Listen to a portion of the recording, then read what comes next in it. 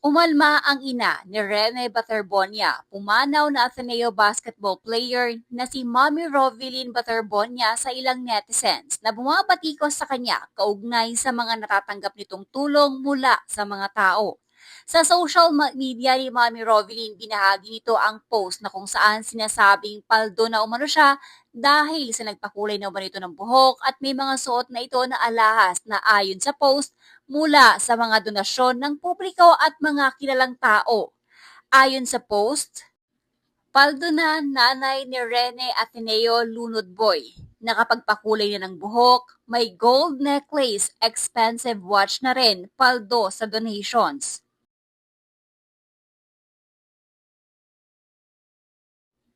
Sagot naman ni Mommy Rovelyn, hahayaan na lamang umano niya ang Panginoon ang gumante para sa taong bumabatikos sa kanya. Dagdag pa ni Mommy Rovelyn ay ang importante, wala siyang inaapakang tao at kailanman ay hindi siya nagyabang sa kahit kanino. Ipagdarasal na lamang umano niya ang mga taong nag-iisip ng hindi maganda kaugnay sa kanya. Sa huli, labis ang pasasalamat ni Mami Rovelyn Baterbonia sa mga taong tumulong sa kanilang pamilya. Kabuang post ni Mami Rovelyn Baterbonia. Ang Panginoon na ang bahalang gumante sa inyong lahat. Ang mahalaga, wala akong hiningi ng higit sa lahat at buong puso kong ibinigay ang lahat. Hindi ako nagyabang at wala akong inapakang tao kahit sino paman. Kung sino ka man, ipagdarasal kita sa Panginoon na sana ay maging mabuti rin ang ugali mo, katulad ng aking anak. Salamat. Wala akong sama ng loob sa nangyaring ito dahil buong puso kong ibinigay ang lahat ng meron ako. Salamat sa mga taong nagtiwala sa akin at nagbigay ng lahat-lahat. Ang Diyos na lamang ang bahalang gumante sa inyong lahat.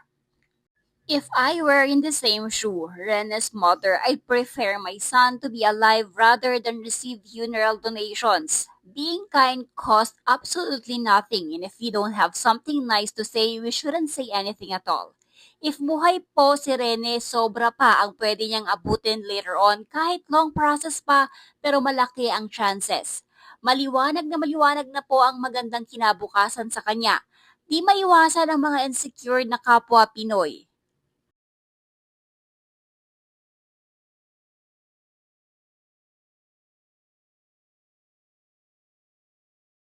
Don't mind them. Kung nabubuhay pa si Bobet, mas palaki pa dyan ang kaya niyang mai-provide para sa pamilya niya.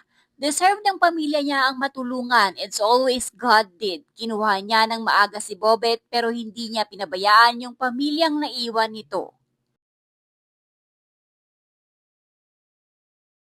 Alam niyo kung kayo ang nasa posisyon ng nanay, mas gugustuhin niyong hindi matanggap ang mga bagay na yan at gugustuhin makasama na lang ang anak niya. Malaking pasasalamat sa lahat na nagbibigay pero wag nating kalimutan na namatayan siya ng anak.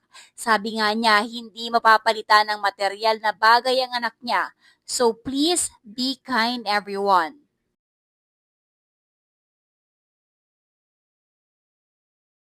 Isang mahigpit na yakap para sa iyo, Nay Robilin. Walang kapantay ang pagmamahal ng isang ina, kaya alam natin napakabigat ng pinagdaraanan po ninyo ngayon. Nakikiramay po kami sa buong pamilya. Huwag niyo na pong pansinin yung mga taong walang ginawa kundi po muna kulang po sila sa mga aruga ng mga magulang nila at inggit ang nasa puso nila. Madami po kaming Tagaluson na in-inspire ng anak nyo. Sayang nga lang at kung kailan huli na ang lahat, doon lang namin siya nakilala.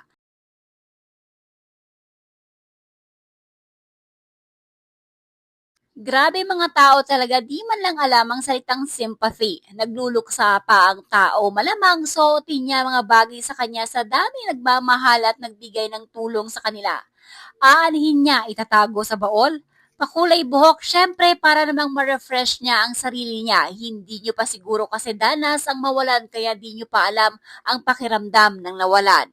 I feel you, ma'am. Huwag mo sila pansinin.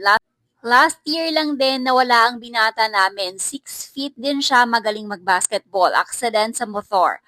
Puro mga jersey po mga alala namin sa kanya, kaya po nung si Rene since day one walang humpay ang sakit na aking naramdaman hanggang ngayon kung saan nakagaan ang pakiramdam mo Ate Rov, Go lang, wag pansinin mga basher na yan. Alam ko po yung hirap kung paano makalimot, kaya go.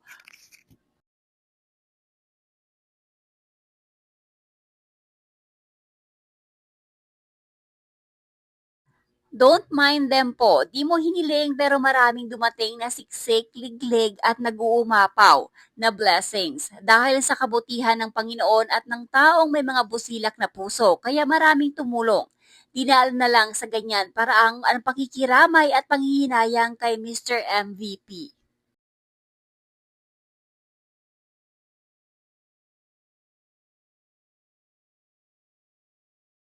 Wala sigurong nagmamahal sa basher na yan. FYI, kung hindi lang na-cut short buhay ni Bobet, mas higit pa sa natanggap nila at matatanggap pa ang kaya niyang ibigay for his family, considering how hardworking and determined he was to provide for them. Anyway, hayaan mo na lang po mga inggiterang yan.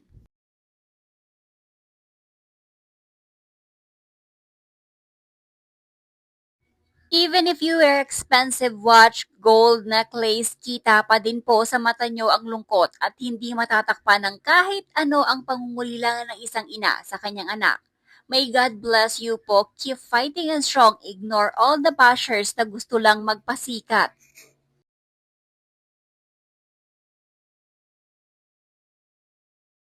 Sa mga ganyang bagay, tita, bilang isang ina, hindi ko maunawaan ang ibang taong kayang magsalita ng ganyan. Kaya po, pabayaan na lang natin sila. Salamat na lang sa pag-aabala nilang makialam po sa'yo.